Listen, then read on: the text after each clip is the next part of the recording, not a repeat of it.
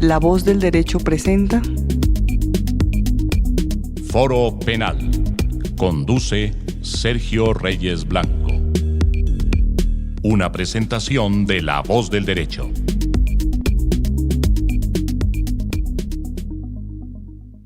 Estamos de regreso en La Voz del Derecho con Foro Penal y en esta ocasión para abordar un tema muy actual y de muchísimo interés, no solamente para el gremio de los abogados, sino para muchas disciplinas, y es el relacionado con la neurociencia.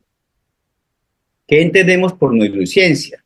Y a veces escuchamos el término y nos causa un poquito de curiosidad, porque no todo el mundo está conectado con esta nueva corriente o tendencia científica.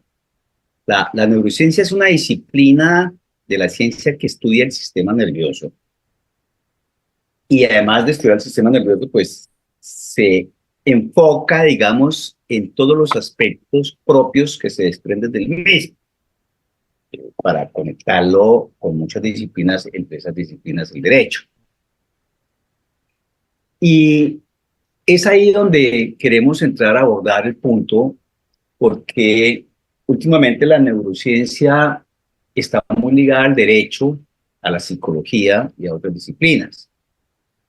Y para eso contamos con la participación hoy en Foro Penal del doctor Diego, quien es abogado de la Universidad Externado de Colombia. Tiene varios reconocimientos por excelencia académica, es doctorando en filosofía de la Universidad de Santo Tomás, nuestra casa, con orientación en filosofía del derecho penal. Y además con la participación ya cotidiana de nuestra cofundadora, la doctora Carolina Gutiérrez de Piñeres, quien es psicóloga forense y además una estudiosa de este tema de la neurociencia. Ha creado, generado también muchos trabajos en esa línea con el doctor Carlos Arturo Gómez Pavalló, y es pues la creadora de la Fundación de Neurociencia en Colombia. Yo quisiera que iniciáramos el abordaje de la neurociencia explicando el concepto en sí mismo, para luego entrar ya en el análisis o en la discusión sobre cómo se aplica la neurociencia en el derecho. Entonces, doctora Carolina, y si quiere hacer una presentación un poco más precisa del doctor Diego, entonces quedamos en tus manos. Muchas gracias, buenos días para todos. Nuevamente, gracias por estar acompañándonos. Bueno, y sobre todo, un agradecimiento especial para el doctor Diego Borbón, que nos acompaña el día de hoy, quien no solamente hace parte de la Fundación para el Avance de las Neurociencias aplicadas al derecho, la ley y la justicia, junto con el doctor Sergio Reyes, el doctor Carlos Arturo y muchas otras personas, como el doctor Eric García López, como el doctor Mario Herrera, el doctor Amar Alemán en México. Bueno, tenemos muchísimas personas, sino que el doctor Diego Borbón hoy lidera la Red Iberoamericana de Neuroderecho y Neuroética, de la cual también vamos a hablar. Yo creo que todas estas iniciativas nos ayudan un poco a poder ampliar este tema de las neurociencias aplicadas al derecho, la ley y la justicia. Yo quiero, ahora le voy a dar paso porque quiero que el programa sea sobre todo inspirado en nuestro invitado de hoy, el doctor Diego Borbón. Él tiene una hoja de vida impresionante, ven que es una persona absolutamente joven, pero es una persona muy estudiosa, tiene muchísimas publicaciones. Y ha liderado también en Colombia, en Latinoamérica, tal vez también en Europa, el tema de los neuroderechos, y él nos va a explicar esa diferencia ahora. Pero yo les voy a explicar un poco primero qué son las neurociencias y digamos, por qué las neurociencias vienen a ser parte del derecho. Las neurociencias, de una forma muy general, para no complicarnos, es el estudio de la relación entre el cerebro y la conducta y cómo el cerebro, bueno, el sistema neuroendocrino, porque no solamente estudiamos el cerebro, sino también el sistema nervioso en general y el sistema endocrino, como las hormonas, como la testosterona, los estrógenos, que hacen parte también e influyen también sobre nuestro comportamiento. ¿Por qué avanzó tanto la neurociencia? Porque hoy hablamos más bien tanto de neurociencia, porque en Estados Unidos se declaró hace algunos años la década del cerebro y se invirtió una gran cantidad de recursos económicos para avanzar en tecnología y en investigaciones. Y eso hizo no es que las neurociencias sean nuevas, hizo que las neurociencias pudieran abarcar muchos más campos de conocimiento, pudieran tener mejor evidencia científica, y desde entonces la neurociencia se ha aplicado a una gran cantidad de campos del conocimiento.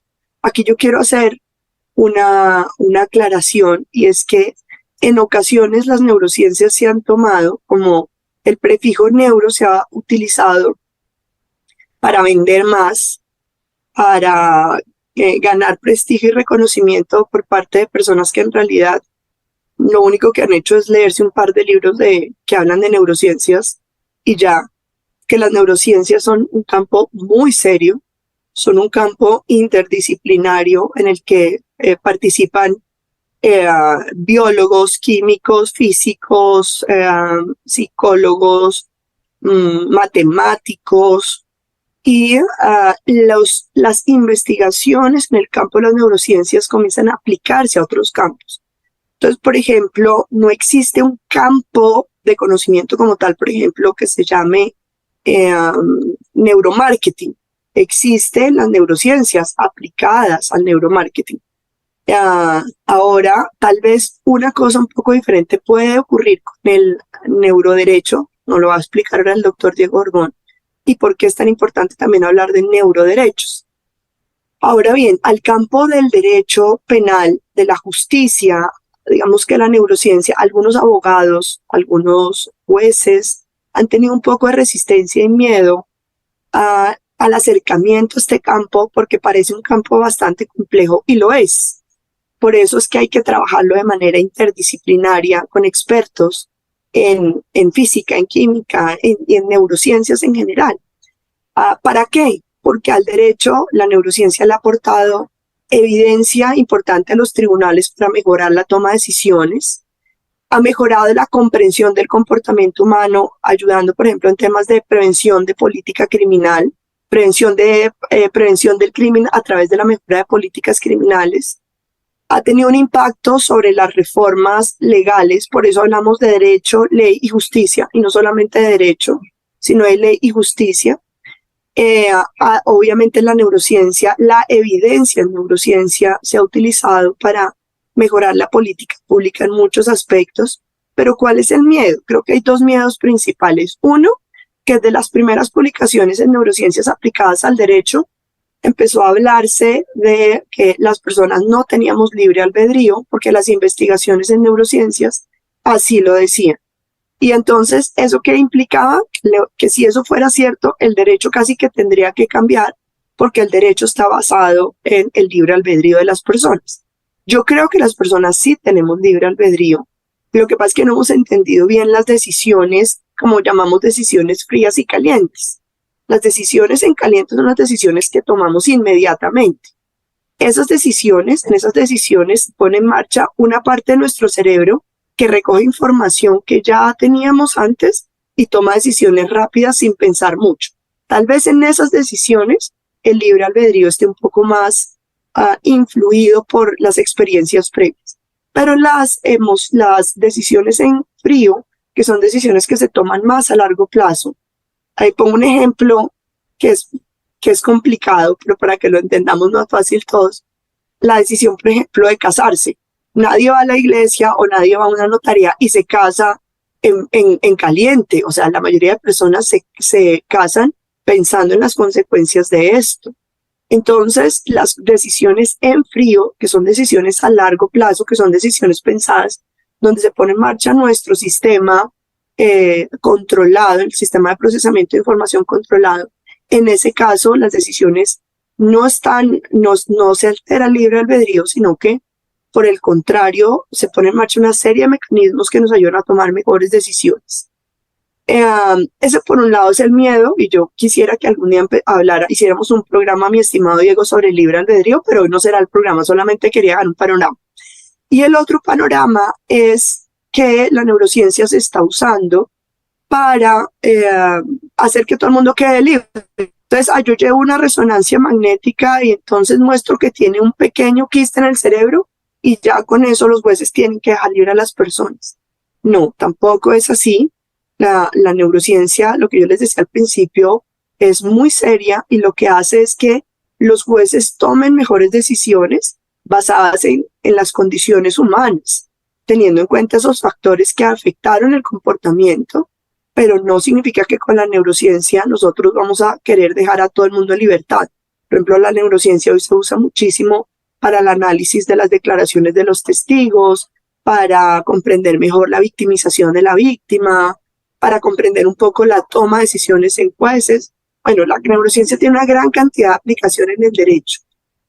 Con ese panorama, quiero hacer la apertura para que tengamos esta discusión puntual hoy de esa diferencia entre neuroderecho, neuroderechos y la importancia del neuroderecho, de la neurociencia para el derecho, que nos la va a decir nuestro invitado de hoy, Diego Borgo. Gracias, Carolina, pero previo a que Diego nos cuente, de acuerdo a lo que acabas de explicar y cómo la neurociencia pues empieza a tener esa utilidad para el derecho, ¿hay un campo o hay disciplinas en el derecho donde tiene más aplicabilidad o donde tiene más relevancia la utilización de la neurociencia? Me refiero, es decir, el derecho penal por sus características, pienso, sería esa área del derecho en donde puede tener un mayor impacto o un mayor aporte de la neurociencia desde el punto de vista que es, como lo has explicado, pues el análisis del funcionamiento del cerebro y su implicación, digamos, en todas las situaciones de la vida de las personas en la cual cada ser humano interviene de una u otra manera. Podríamos pensar que de pronto en el derecho de familia o en otras disciplinas, pero tal vez es el derecho penal el que por sus características está más dispuesto a recibir los aportes de la neurociencia.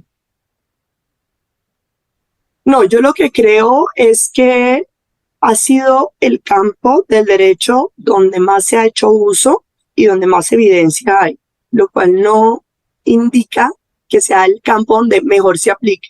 De hecho, yo como psicóloga forense, que hago neuropsicología forense, aplico algo de neurociencia forense, yo lo uso en derecho laboral, derecho administrativo, derecho civil, sobre todo más, yo te diría más, se ha usado más en el derecho procesal y en el derecho probatorio, en general en todos los campos del derecho. Pero creo que nosotros, como lo hace el doctor Diego, por ejemplo, debería impactar más, por ejemplo, el desarrollo de leyes basadas en una evidencia científica que provenga de las neurociencias. Entonces, no es que se use más allá, no es que tenga más impacto ahí, sino que es donde más se ha usado. Entonces, es donde más casos hay, publicaciones hay, pero definitivamente la neurociencia es algo transversal que tú puedes usar de una manera seria y responsable para obtener, yo lo que creo es que sirve para obtener evidencia científica objetiva y responsable para mejorar cualquier campo científico, no solamente el derecho. Vale, Carolina, gracias. Vamos a escuchar entonces a Diego con este tema tan interesante. Doctor Diego, somos todos oídos. Bueno, en el año 2016, Nita Farahani, que es una de las más grandes exponentes en estos temas, en la intersección entre derecho y neurociencias, publicó un artículo donde muestra lo siguiente. Y es que en Estados Unidos, el 5% de los juicios por homicidio y hasta el 25%, uno de cada 4 juicios por pena de muerte en Estados Unidos, entre el 2008 y 2015 discutían evidencia neurocientífica, sobre todo para argumentar una pena menor y una tesis de defensa en los juicios, ¿no? Eso quiere decir ¿Qué? Pues que ya hace muchos años, es decir, en el 2000, desde 2008-2015, ya había una gran presencia de evidencia neurocientífica en los tribunales de justicia. ¿Qué es el neuroderecho? El neuroderecho es una palabra que en inglés es neurolaw. Nació más o menos en el 1991 o 90, cuando un abogado llamado Sherrod Taylor comienza a publicar algunos artículos y a discutir ese concepto. Comenzó a hacer referencia a la función de los neurolawyers y los neuropsychologists. Él propone esa palabra tan extraña para algunos, neurolawyers, neuroabogados o neurojuristas. Fíjate, lo más interesante es que cuando nace esta palabra del neuroderecho, Sherrod Taylor la concebía incluso más bien en áreas civiles. Por ejemplo, para hacer una tasación de perjuicios a partir de un análisis de, por ejemplo, no sé, una lesión traumática cerebral, analizar el tipo de grado de discapacidad o de daño causado a la persona y por lo tanto, pues el nivel de perjuicio y de indemnización que sería acreedora de. Entonces, el neuroderecho en general se entiende como el análisis del derecho y la justicia con la perspectiva de la neurociencia. Es una definición de nuestro querido colega Eric García López de México, que implica sobre todo lo siguiente, y es eh, no solo el análisis de los factores neurobiológicos del comportamiento humano, sino también de los análisis de esa interacción neurobiológica con factores ambientales. Entonces, las neurociencias no desconocen la importancia de lo ambiental, de lo social y de lo cultural, sino que las unen también con el estudio científico del comportamiento humano y la neurobiología. El hecho es que el neuroderecho hoy sirve para tres cosas hace el neuroderecho, prácticamente. Primero, la revisión. Segundo, la evaluación. Y tercero, la intervención. ¿Qué es la revisión? Cómo las neurociencias nos lleva a replantear el derecho o a revisarlo. Que tú puedes revisarlo y puedes concluir, tenemos que eliminar, tenemos que agregar o tenemos que mantener el derecho como está. En el área de revisión hay varios debates interesantes. Entre ellos está el debate del libre albedrío, que es quizás de lo que más se publica en general en neuroderecho, el debate sobre el libre albedrío, ¿no?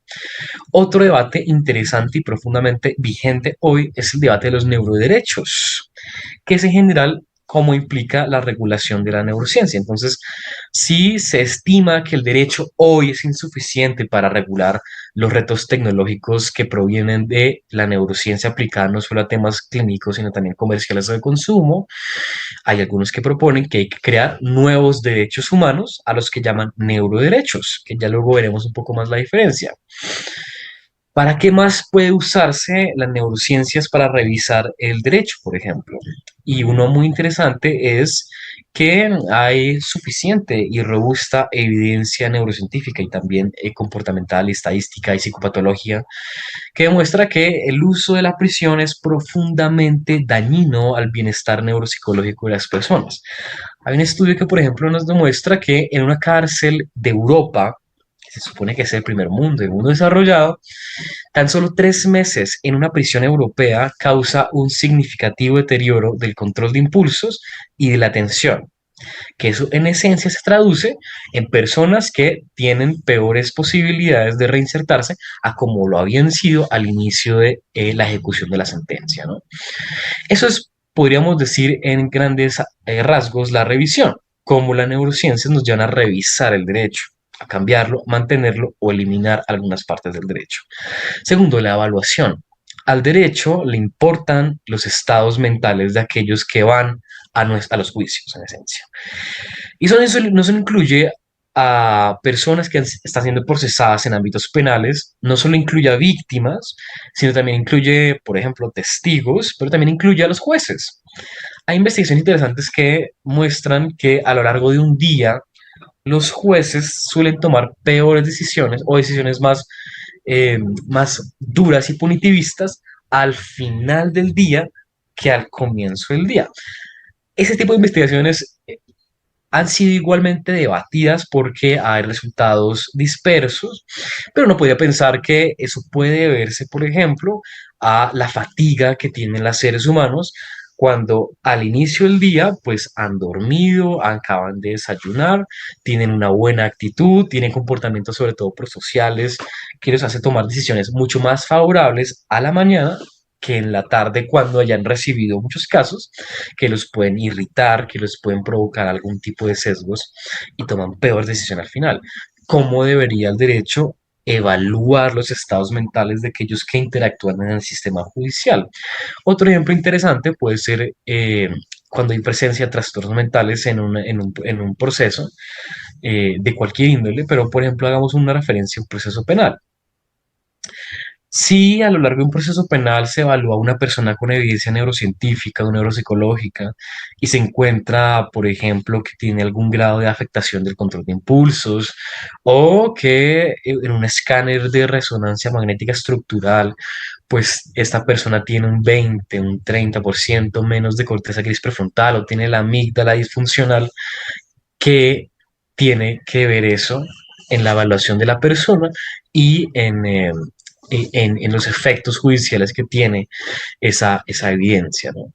Entonces, para eso es la evaluación.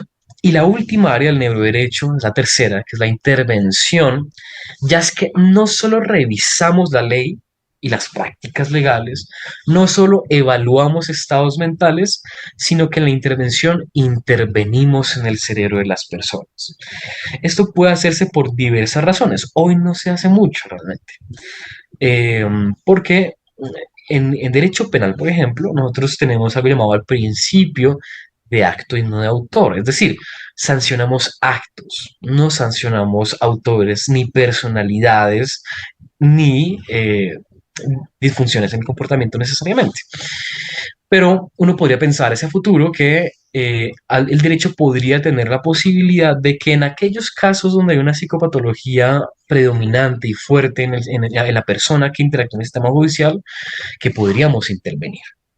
O, te doy otro ejemplo, hoy cuando tú vas por la calle, sobre todo a los hombres, los militares nos piden la libreta militar, ¿no? ¿Qué pasaría si en un futuro simplemente en lugar de pedirte una libreta militar te piden un escáner cerebral para ver qué tienes en tu cabeza y si se encuentra algún neuromarcador de comportamiento antisocial? ¿Qué puede pasar? Pueden pasar muchas cosas, desde que te sugieran ir a un neuropsicólogo hasta que el Estado asuma la capacidad de intervenirte porque eres una persona con riesgo de algún tipo de delito o con alguna vulnerabilidad que toque ser intervenida. Y esto puede sonar extraño, pero no lo es tanto porque ya lo han propuesto. Y lo han propuesto académicos que llaman eso moral enhancement. La gran pregunta es si las intervenciones pueden hacerse con o sin el consentimiento de la persona, de manera coercitiva o no coercitiva.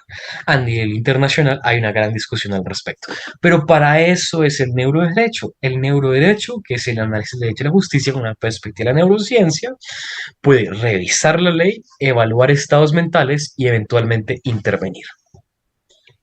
Bueno, hay dos cosas de las que has tocado en tu intervención que me generan mucha curiosidad. Primero, la neuroevidencia, cómo se utilizaría en el derecho penal. Y si, siguiendo esa línea, pues sería necesario en absolutamente todos los procesos penales aplicar evidencia neurocientífica. Y otro, lo que tiene que ver con lo del derecho penal de autor.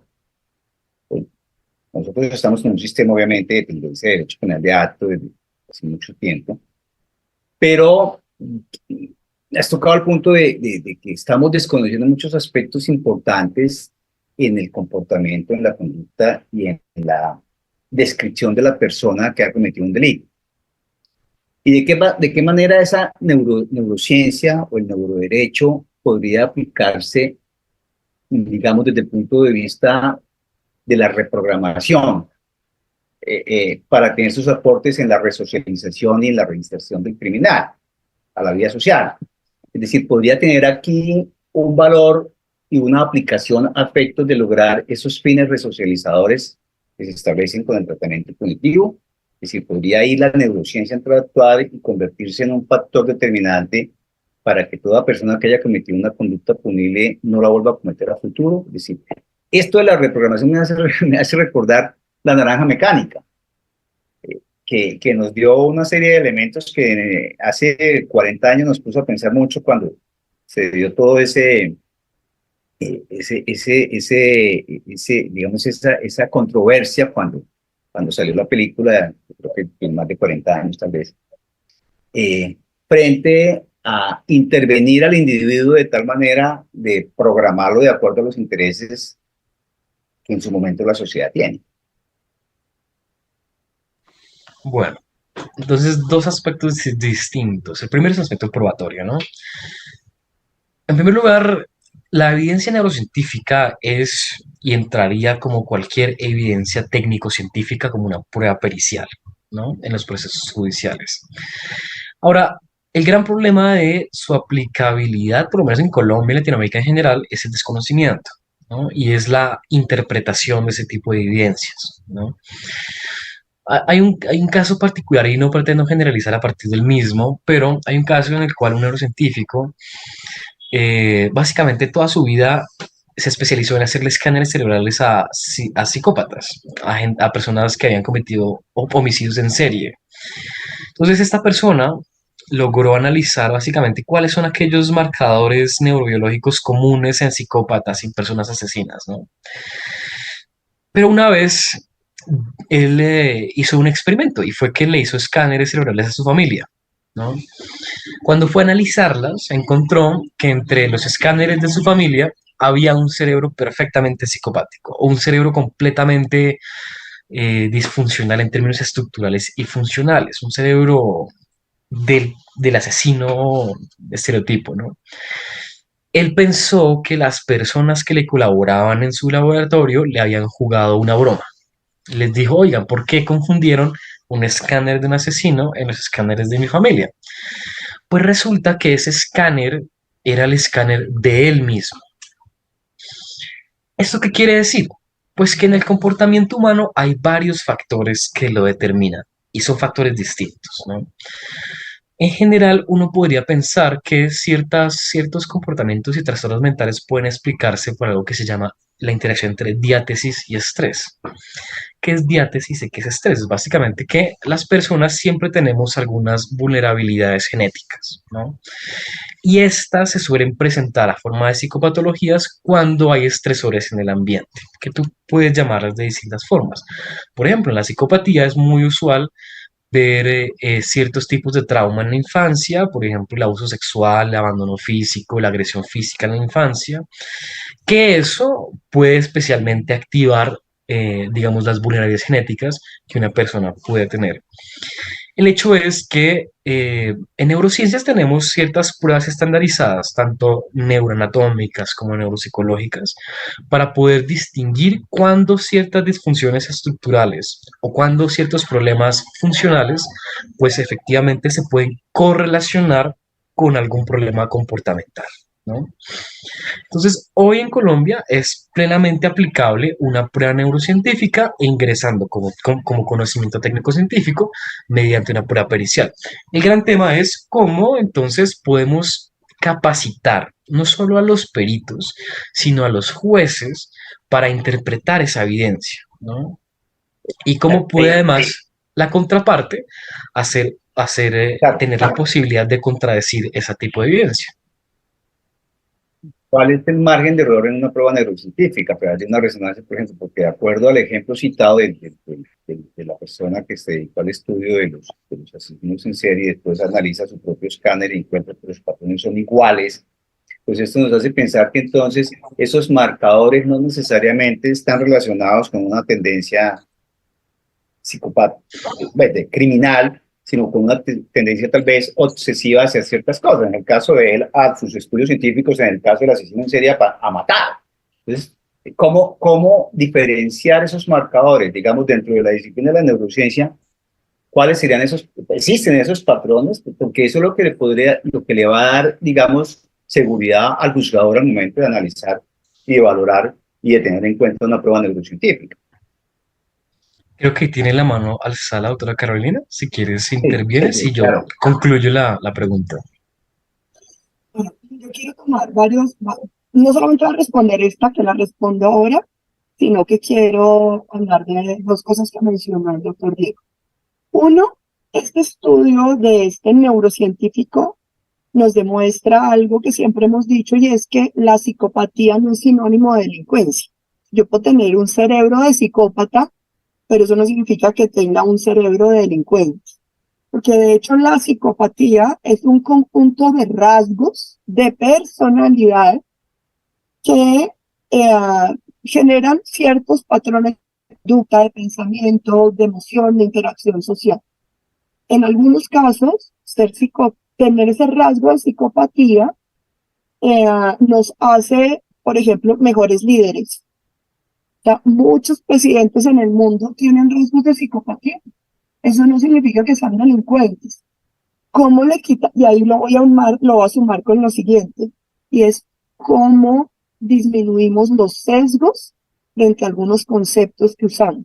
Resulta que usamos tanto la palabra psicopatía que cuando decimos el psicópata es, estamos diciendo el asesino es, el delincuente es, cuando no es lo mismo. Y está pasando lo mismo, por ejemplo, cuando se acusa un hombre o cuando una víctima es una mujer. O sea, tenemos una serie de sesgos que además, primero, afectan la forma en que se investiga un delito, se procesa una información, pero además los sesgos también están presentes en neurociencias y tiene que ver con esa pregunta que tú haces. La evidencia neurocientífica no se puede presentar si no la presenta un experto en neurociencia. Es como, por ejemplo, el investigador criminalista que toma un arma del lugar de los hechos. Él dice, yo recogí esta arma, tenía estas características, muestro las fotos de cómo la tomé, cómo estaba, muestro si tenía huellas o no, pero él no puede decir si se usó o no. Para eso se necesita un experto en armas, un perito en armas, perito forense, no, perdón, un perito en armas que nos explique cómo se usa, cuál es el alcance, cuál es la física del disparo y demás. Lo mismo pasa con la evidencia. ¿Qué pasa? A veces se muestran técnicas de neuroimagen, por ejemplo, una resonancia magnética funcional, pero no hay un neurocientífico que explique de dónde salió eso. Yo puedo decir, ay, aquí se ve que hay un quiste cerebral. Punto. Ok, ahora el neurocientífico lo que tiene que decir es, acompañado más de una evaluación neuropsicológica que siempre tiene que ir, es cómo ese quiste afecta la conducta del humano, cómo limita su capacidad de tomar decisiones, cómo limita su procesamiento de información. O sea, el quiste por sí solo solamente nos dice que hay un quiste, pero no nos dice nada sobre la persona. Los límites de estas, entonces para dar respuesta a lo que tú dices, es los límites de la tecnología es una de las muchas cosas que aporta la neurociencia. La neurociencia aporta conocimiento, teorías y demás, no solamente herramientas. Pero en cuanto a los límites de la tecnología, por ejemplo, en un TAC, una resonancia magnética y demás, que nos permite ver el cerebro en acción, el límite empieza desde la forma en que se usa para estudiar el cerebro. Por ejemplo, si yo quiero ver que una persona odia a las mujeres, pues yo tengo que diseñar un experimento que me permita ver cómo ese cerebro, cuando está en presencia de varias mujeres, se activa, qué zonas del cerebro se activan, y luego esa información la tengo que analizar con entrevistas, con pruebas colaterales y demás. Eso por un lado. Por otro lado, las mismas pruebas te dicen hay errores. Entonces, errores del 0,1, del 0,5. Ninguna prueba, les voy a decir, ni en neurociencias, que me encanta esa pregunta tuya porque me la hacen en juicio todo el tiempo. ¿Cuál es el error? Le digo, nunca a un psiquiatra le preguntan cuál es el error en su concepto. pero a los psicólogos y a los neurocientíficos siempre nos lo preguntan. Mira, ni siquiera en física hay exactitud, porque la física cuántica nos dice hay un principio de indeterminación.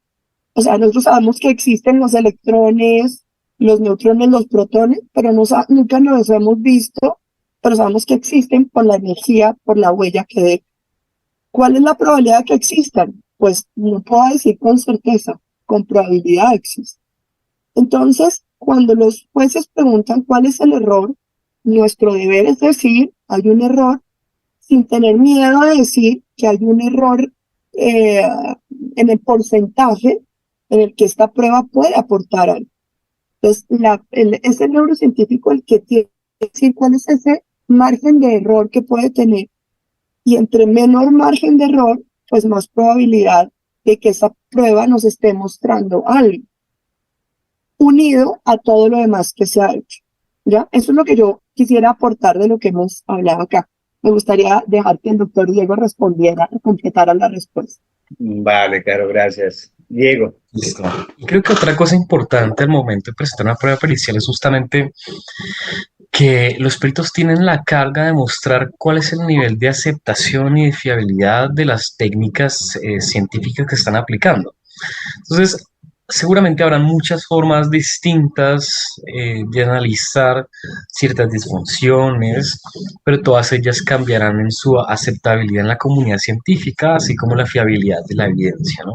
Es difícil a veces hablar de un estricto margen de error, sobre todo porque si lo que tú quieres hacer es hacer correlatos entre algún neuromarcador y alguna disfunción comportamental, pues tú puedes tener, y esto nos lleva también a un problema filosófico que es el hard problem of consciousness, que es el gran problema de la conciencia, que es que tú podrías, y teóricamente ya lo podemos hacer, tú podrías mapear en un computador absolutamente todos los mecanismos neurobiológicos relacionados con el dolor, por ejemplo, o con el amor.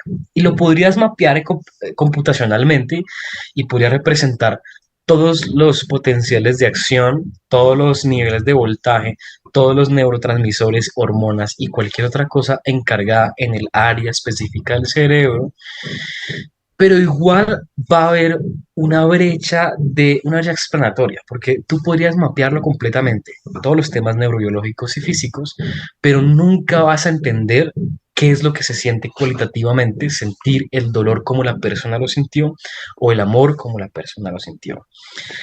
Por eso justamente yo no puedo saber cómo se siente ser Carolina Gutiérrez de Piñeres. No puedo saber cómo se siente ser Sergio Reyes. Yo puedo mapear todo lo que pasa en la cabeza de ustedes dos, pero nunca voy a entender qué se siente ser cualitativa y subjetivamente ustedes. Y por eso suele ser una tarea complicada poder saber con precisión cómo cierto proceso de disfunción se relaciona completamente y causalmente con esta otra cosa. Tú puedes hacer correlatos y por esa razón es importante pues que los jueces sepan que si bien estas evidencias neurocientíficas y neuropsicológicas son fuertes e incluso son especialmente un poco más valiosas que la evidencia psicológica plana per se, porque además estás viendo ahora el órgano que genera la cognición y la mente, pues igual es importante saber que son correlatos y que siempre va a haber una pequeña brecha que no podremos explicar completamente de cómo esta disfunción causó con un 100% de causalidad este comportamiento. Pero bueno, si quieres vamos a la segunda parte de tu pregunta que también es especialmente interesante, que es la reprogramación, ¿no? Yo tengo opiniones muy particulares respecto de los alcances que debería tener la neurociencia y la neurotecnología en temas de control social, especialmente por lo siguiente, y es porque si nos dejamos llevar por lo que podemos llamar como neurohype, que es básicamente como este boom de lo neuro, ¿no? De considerar que todo lo neuro es excepcional o que todo lo neuro es esencial, pues podremos tener ciertas propuestas que llegan a rayar en contra de la dignidad humana, en contra de estándares pues que tenemos y que son importantes en nuestro sistema de justicia, ¿no?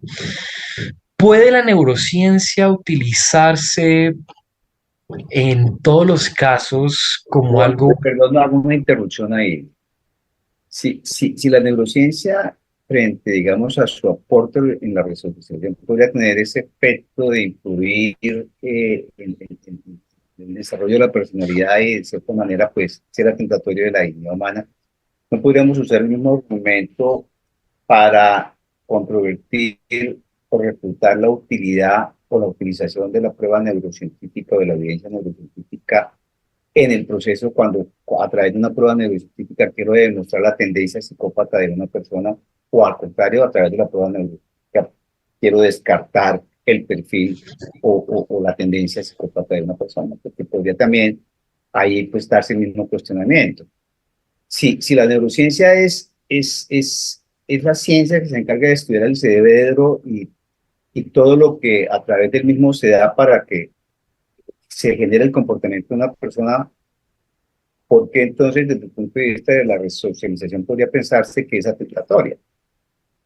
Perfecto. Lo que tú acabas de mencionar es lo que podríamos pensar que académicamente se le llama como neuropredicción. ¿Qué es la neuropredicción? La neuropredicción es en esencia la aplicación de técnicas de neurociencia y neuroimágenes para predecir ciertas facetas del comportamiento humano, o más bien para evaluar más bien riesgos, ¿no? La neuropredicción en esencia busca que a través de la identificación de ciertos neuromarcadores tú puedas predecir cosas, puedas predecir el riesgo de reincidencia, puedas predecir el riesgo de violencia, el riesgo de feminicidio, etc., etc., etc., a partir del análisis de ciertos neuromarcadores. El gran problema aquí, ¿cuál es? Y es que los sistemas procesales, probatorios y judiciales siempre tienen unos principios que limitan la aplicación de ciertas técnicas y tecnologías. En particular, creo que la dignidad humana, no solo como un derecho, sino como una regla y principio constitucional, es un límite importantísimo, porque la dignidad humana básicamente nos dice, en un sentido kantiano, así como lo ha adoptado la Corte Constitucional, que tú no puedes tratar al otro como un objeto o como un simple medio, sino como un fin en sí mismo, ¿no? El hecho es, yo creo que hoy actualmente no habría ninguna justificación legal ni constitucional para que los poderes punitivos usen evidencia neurocientífica sin tu consentimiento. Es decir, que te lleven de manera forzada a una máquina de resonancia magnética y digan, ah, mira, es que el cerebro de Sergio tiene esta disfunción, tiene este porcentaje menos de corteza gris prefrontal, tiene la amígdala disfunción en tal sentido, tiene el conectoma afectado de tal manera, y que esa evidencia sirva para algo en un procedimiento penal es aún más dudoso. Porque cuando tú lo que estás haciendo es demostrar que esta persona tiene disfunciones cerebrales, pues a la fiscalía no le sirve mucho esa evidencia, en el sentido de que, por el contrario, lo que estás demostrando es que esta persona tiene una menor culpabilidad, porque tenía o una menor capacidad de conocer la licitud de la conducta o una menor capacidad de autodeterminarse frente a esa comprensión. Entonces, yo particularmente no soy especialmente un fanático ni estaría en favor de que la evidencia neurocientífica se use en contra de las personas, ni para evaluar riesgos sin el consentimiento de ellos, ni para intervenirles sin el consentimiento de estas personas, ¿no? Hay otra aplicación que puede parecer interesante y es no solo para predecir riesgos, sino directamente para detectar mentiras o para detectar recuerdos y presencias en escenas del crimen o directamente para preguntarle a alguien si es culpable. Antes se usaba, y aquí en Colombia no es realmente admisible, el polígrafo. El polígrafo es una herramienta pues, que analiza la conductancia de la piel, la presión arterial, la sudoración, las respuestas fisiológicas generales del cuerpo humano frente a preguntas, ¿no? Que no necesariamente una respuesta fisiológica significa que mientes, pero puede significarlo, ¿no?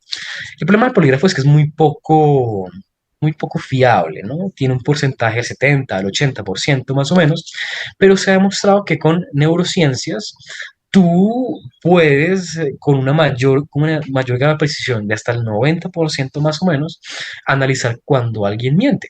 Pues porque tú puedes intentar engañar las respuestas fisiológicas de tu cuerpo, pero no tanto las respuestas funcionales de tu cerebro. Aunque quieras mentir, va a haber algo que se active allí en tu cabeza que le va a decir a la persona, esta persona puede estar mintiendo.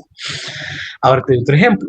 No solo para la detección de mentiras puede ser especialmente útil, sino, por ejemplo, yo te puedo proyectar una imagen de la escena del crimen y si se activa tu hipocampo o algún área específica de memoria, pues yo podría decir, ah, bueno, Sergio estuvo en la escena del crimen porque esta área específica de su cerebro se activó cuando le mostré una foto, ¿no? Y una tercera posibilidad es preguntarle a la persona directamente es culpable o no y ver qué es lo que responde. El problema es que eso no es admisible. Eso no es admisible como evidencia en los sistemas actuales. Y yo pienso particularmente que no debería hacerlo en ningún momento hacia el futuro, porque estarías básicamente cayendo en lo que antes criticábamos tanto sobre el peligrosismo, la peligrosidad y las teorías lombrosianas de Enrico Ferri, Garófalo y Lombroso, pues que básicamente lo que dicen es que todo es neurobiológico, todo es delincuencia por naturaleza. Lo que yo sí creo, por el contrario, es que la evidencia neurocientífica es especialmente útil, primero, para entender científicamente el comportamiento humano. Cuando tú entiendes científicamente el comportamiento humano, lo que sí puedes hacer es ofrecer mejores políticas públicas para la prevención de la delincuencia y el comportamiento antisocial. El problema del derecho hoy es que se ha construido históricamente a partir de especulaciones sobre cómo funciona el comportamiento humano. Y justamente es por eso, por lo cual el derecho en muchas áreas no está funcionando. Es por eso, por lo que al año, cada año en Colombia, se denuncian 1.500.000 delitos oficialmente, porque hay una gran tasa de no denuncia en un país de 50 millones de personas, ¿no? Es por esa razón por la cual tenemos grados de hacinamiento infrahumanos en nuestras cárceles y penitenciarías. Es por eso que en los centros de detención transitoria en Bogotá y en todo el país, en estaciones de policía y en unidades de reacción inmediata, pues no cabe una sola persona. Y es por esa razón por la cual de todos los delitos que son denunciados, el 98% nunca se resuelven y solo el 2% se resuelven.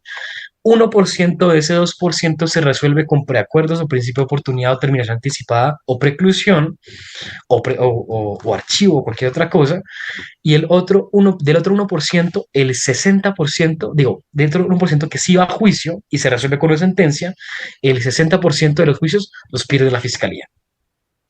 El 60% de los juicios los pierde la fiscalía. El hecho es, hoy el derecho en general parece que no sirve para muchas cosas. Tenemos altos índices de conflictividad, pocos índices de resolución de conflictos, y es porque justamente no nos hemos sentado desde el análisis de políticas públicas a pensar realmente cómo funciona el comportamiento humano. El derecho en general busca regular el comportamiento humano. Y si tú no estudias científicamente el objeto de regulación del derecho, pues nunca vas a tener derecho efectivo, ¿no? Y para lo otro que sí sirve el derecho es justamente para, y puede servir específicamente en temas de derecho penal, por ejemplo, como estrategias válidas de defensa, porque nos importa la culpabilidad, nos importa los estados mentales de las personas que cometen delitos. Y también nos puede servir para temas del análisis del testimonio y nos sirve también para valorar a las víctimas, para valorar el nivel de victimización al respecto. Entonces, yo, para concluir el repaso, la doctora Karina, que tiene la mano alzada, diría lo siguiente, y es las neurotecnologías y la tecnología en general, pues no es buena ni mala per se. Lo que podemos valorar como ética o moralmente reprochable, pues son las aplicaciones de la misma, ¿no? Así como tú puedes hacer cosas muy bondadosas con la neurociencia, puedes hacer todo lo contrario. Entonces, yo particularmente en varios artículos que hemos publicado hemos hablado justamente de los límites que tiene que tener la neurociencia y particularmente para temas de predicción, para usar la evidencia en contra de las personas, para intervenir sin el consentimiento, hemos dicho esto no es admisible. Y si lo admitimos sería una regresión mayor y vulneraría el principio de progresividad en materia de derechos humanos. Entonces yo creo que la neurociencia puede ser una herramienta útil pero también puede llevarnos a lógicas contrarias a lo que deberíamos buscar como sociedad. Y eso es a servirle al aparato punitivo del Estado. Y yo creo que ahí debe estar el límite en el consentimiento, eh, y el límite en lo que valoramos que es una aplicación digna de la neurotecnología. Entonces ya creo que la doctora Carolina tiene la mano sobre esa. Previo a que Carolina nos dé su aporte, esta partecita me causa curiosidad y preocupación, porque si le ponemos límites, es decir, podemos utilizar la evidencia neurocientífica, pero solamente si favorece a los intereses de quien está siendo procesado, pues creamos un desbalance. Es decir, eh, ¿por qué podría utilizar la defensa, la neuroevidencia y no el aparato represor, es decir, la fiscalía, para demostrar lo contrario? Es decir, la defensa, sí, claro, siempre su enfoque va a estar en demostrar la genialidad de una persona a la conducta que se está investigando, pero lo propio también entonces el ente instructor, es decir, no podría permitirse, o un juez no podría aceptar que en un proceso penal se acepte evidencia neurocientífica presentada por el defensor, pero no aceptamos la evidencia neurocientífica que pretenda introducir o incorporar o presentar el instructor, porque eso afectaría entonces los aspectos de la, digamos, de la dinámica propia del proceso, independientemente de los derechos que tiene el investigado. Es decir, ¿qué buscamos nosotros en el proceso penal? Siempre la verdad y la justicia, ¿cierto? Son los dos factores hacia donde debe conducir el proceso, obviamente con una serie de elementos que hay que observar y que generan un equilibrio, y que independientemente de que el fin último sea la verdad y la justicia, pues hay que respetar esos reglamentos propios de la dinámica procesal. Pero si nosotros en estricto sentido queremos encontrar verdad y aplicar justicia, verdad real y justicia material, pues si la neurociencia me da a mí la posibilidad de contribuir en esa búsqueda de la verdad real y la justicia material, ¿por qué no admitirla y por qué no permitirla independientemente de esos riesgos que acaba de exponer Diego? Sí. Bueno, muy rápidamente, por las siguientes razones. Por las siguientes razones. Y es, no es que la fiscalía no pueda utilizar evidencia neurocientífica, por supuesto que lo puede hacer, pero siempre hay ciertos presupuestos para ello, ¿no? El derecho y todas las ramas del derecho están constitucionalizados. Sí, yo digo, pero es que hacia allá vamos. Es decir, puedo decir, bueno, si la persona no está de acuerdo, pues no se somete al escáner. Pero entonces sacrificamos ese principio, porque si se va a someter al escáner si es la defensa quien se lo solicita, pero si es la fiscalía quien lo solicita, no se va a someter al escáner y no podemos obligarlo a someterse al escáner. Entonces, ¿dónde queda, digamos, el equilibrio frente al fin último que busca el derecho, que es verdad y justicia? De encontrar, digamos, un camino a futuro, no sé, a futuro de pronto la neurociencia sea lo que se imponga en todo y cambien las estructuras normativas y volvamos tal vez al peligrosismo, porque muchas veces el derecho está en evolución. Entonces, no sabemos qué va a pasar el día de mañana. El derecho es una ciencia especulativa por naturaleza y lo que hoy es, mañana ya no puede ser. Entonces, pues, quería simplemente dejarlo en... Claro, no es que la neurociencia no pueda ser utilizada por la contraparte, sino que la gran pregunta no es, primero, dos cosas. Primero, el derecho en general, todas las ramas del derecho están constitucionalizadas. ¿Y eso qué significa? Pues significa básicamente que todas las ramas del derecho están sujetas a la supremacía constitucional. Entonces, más allá de cualquier fin legal, siempre tienen que respetarse los principios y derechos constitucionales. Y segundo, y es la gran cuestión, y es, ¿para qué le sirve a la contraparte acusadora, la evidencia neurocientífica? Y yo creo que para los fines actuales del derecho penal constitucional colombiano, latinoamericano en general, no le sirve para mucho, por las siguientes razones. Y es, claro, un delito es una conducta típica, antijurídica, culpable y por lo tanto punible. Puede ser conducente o puede ser útil una prueba que que analice las disfunciones del cerebro de una persona, pues claro que es conducente, pertinente y útil, porque nos ayuda a analizar ese elemento de la culpabilidad y también tal vez del tipo subjetivo, si lo comete con dolo, con culpa o pretera intención. La gran pregunta es, ¿a la contraparte le sirve introducir esa evidencia? Y yo creo particularmente que no, pues porque con esa evidencia que demuestra que la persona actuó bajo la influencia o en ocasión a una disfunción neuroanatómica, funcional o estructural, pues lo que va a servirle es a la otra parte defensora para acreditar que esta persona tiene un grado menor de responsabilidad o que es inimputable o que por lo menos tiene una causal general de disminución de la pena, que es una circunstancia orgánica que reduce ese elemento de la culpabilidad. Ahora bien, tú bien lo has dicho y es que es cierto, puede servir para muchas otras cosas. Por ejemplo, yo podría hacerle un escáner a una persona y justamente preguntarle, ¿usted es culpable, sí o no? Si me dice no, pero la resonancia magnética o la tomografía me dice que sí, ¿qué debe significar eso para el proceso? La gran pregunta es, por supuesto, que buscamos la verdad. Y en un proceso se busca la verdad procesal, porque al final es una verdad construida dentro de marco de un proceso y por dos partes analizadas por un juez. Pero el tema ¿es conducente una prueba realizada de esa manera? ¿Es conducente una prueba en la cual tú le preguntas a una persona si es culpable o no mediante un escáner de su cerebro? Y yo creo que no es conducente, es decir, no es legal esa prueba. Y no lo es justamente porque algo así puede llegar a vulnerar los principios constitucionales que rigen todas las áreas del derecho, porque tenemos un derecho penal de la culpabilidad, un derecho penal del acto y no del autor, tenemos un proceso y sometido al derecho al debido proceso, tenemos ciertas garantías procesales y por eso es legal que tú construyas la verdad, por supuesto, pero de ciertas maneras y bajo ciertas autorizaciones. Siempre que un acto de investigación en el marco de una indagación o una investigación penal afecte de algún grado un derecho fundamental, siempre tiene que haber una orden de un juez, y un control judicial por parte de un juez de control de garantías. Entonces, el gran tema es, primero, ¿por qué puede no ser muy utilizado en la parte acusadora?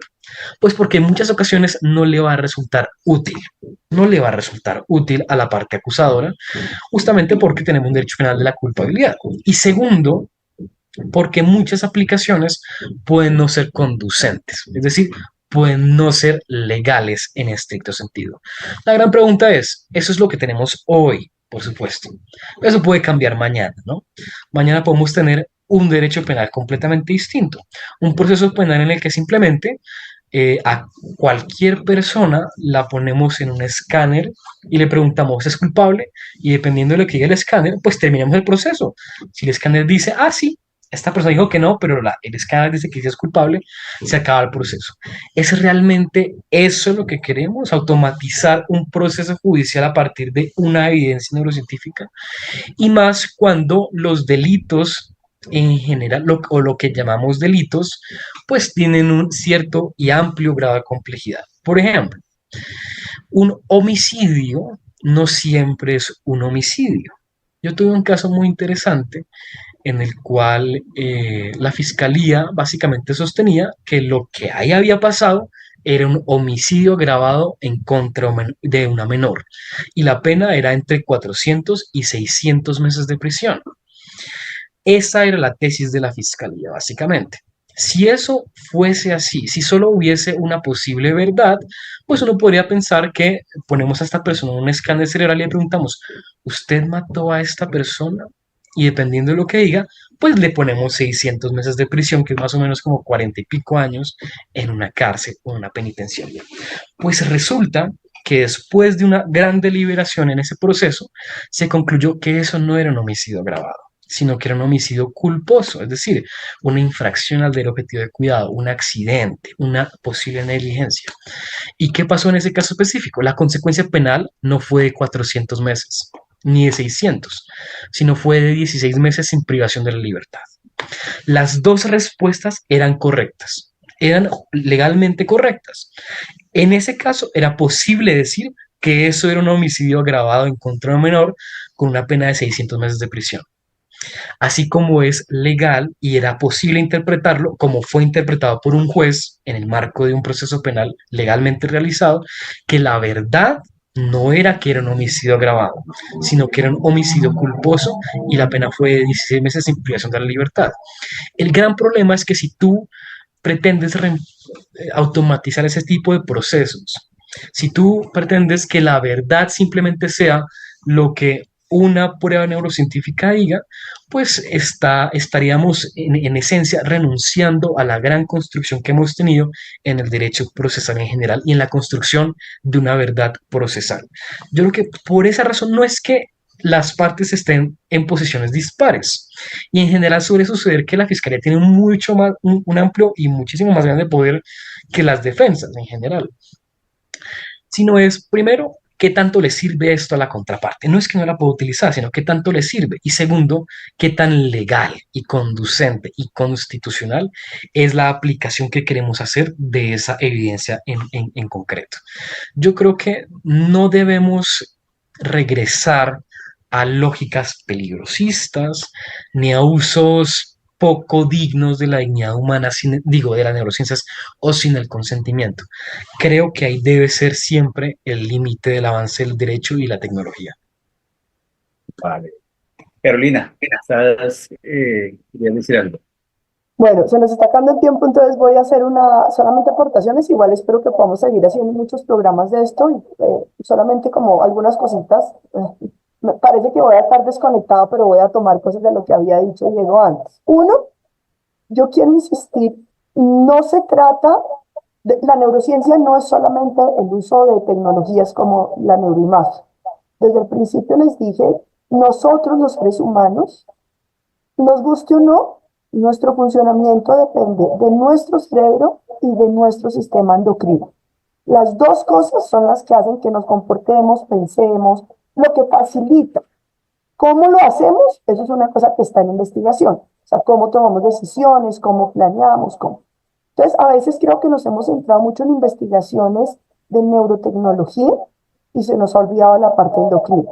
Por ejemplo, yo lo he dicho en varias conferencias, es las lágrimas reales de las víctimas tienen prolactina.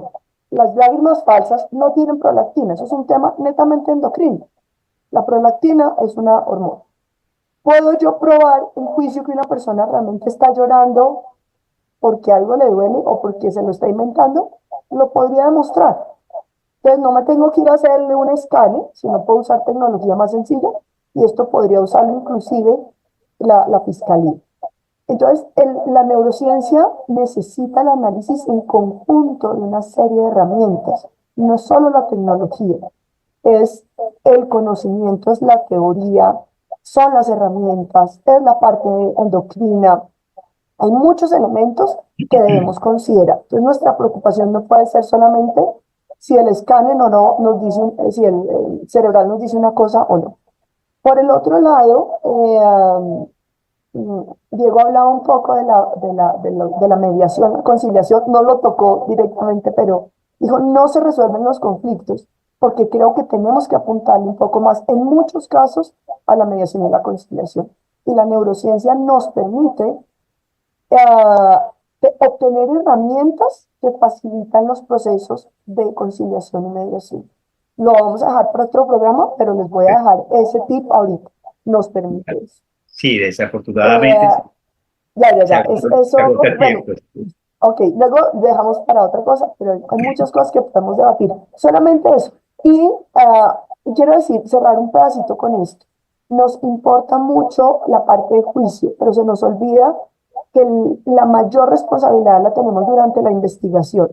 Y es ahí donde la fiscalía debería usar más herramientas y más conocimientos neurocientíficos, por ejemplo, para decidir qué testigos sí debería usar y qué testigos no debería usar. Entonces, no es en juicio. Allá, digamos, a la defensa podría servirle más. Pero en la parte de investigación, a la parte que más le sirve la neurociencia es a la fiscalía, porque es la fiscalía la que inicia el proceso penal. Si hay investigación y hay acusación, ya hay un proceso. Entonces, en la investigación debería haber más, y esto nos dice que tenemos que tener más guías, protocolos desde las neurociencias para poder hacer mejores investigaciones y probablemente muchos casos nunca llegarían a juicio, sino que se resolverían por conciliación, mediación, principio de oportunidad y demás en la fase antes de llegar a juicio. Lo hablaremos más adelante. Vale, sí, muy interesante. Y vemos cómo en la medida en que vamos avanzando en la conversación van surgiendo nuevos aspectos y nuevas situaciones y circunstancias que merecen que sigamos haciendo este programa dedicado al análisis de la neurociencia, porque hay muchas cosas que se deben abordar. Desafortunadamente se nos ha agotado el tiempo hoy en Foro Penal, pero no por eso vamos a dejar de seguir hablando de la neurociencia y el derecho. Creo que próximamente estaremos de nuevo con Diego, si está dentro de sus posibilidades acompañarnos, y con Carolina, que ha liderado siempre ese tema de la neurociencia, para que sigamos, digamos, en esa revisión que permita de pronto contribuir de cierta manera a un constructo de la incorporación de todas estas cuestiones novedosas y que aportan y que dan luz muchas veces al derecho y particularmente al derecho penal. Por hoy nos toca concluir.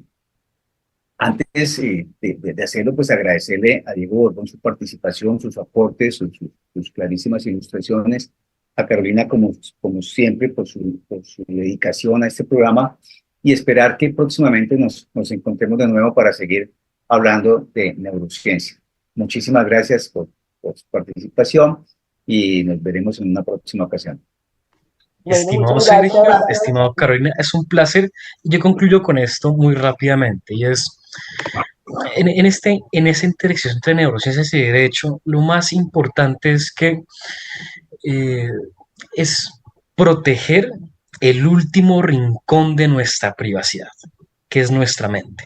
En el momento en el que perdamos ese último rincón de la privacidad, que hemos perdido gran parte de nuestra privacidad por las redes sociales, por los dispositivos celulares, por la inteligencia artificial, pues tenemos que proteger por lo menos esa última barrera de privacidad que aún conservamos. Y todos, de cierta manera, nos gusta el control social y el derecho penal, y nos gusta hasta el momento en el que el derecho penal toque a nuestra puerta, porque en ese momento seguramente querremos una lógica distinta de cómo funciona el poder punitivo de los estados.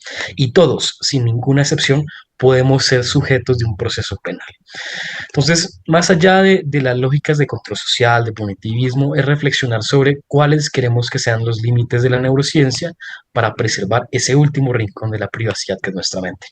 Gracias por la invitación, querida Carolina y Sergio, ha sido un placer estar con ustedes. Con esa cantación me hizo recordar a Bertolt Brecht, pero bueno, luego hablamos de eso. Muchas gracias. Maravillosa tu intervención, mi estimado Diego. La Voz del Derecho presentó Foro Penal. Condujo Sergio Reyes Blanco. Una presentación de La Voz del Derecho.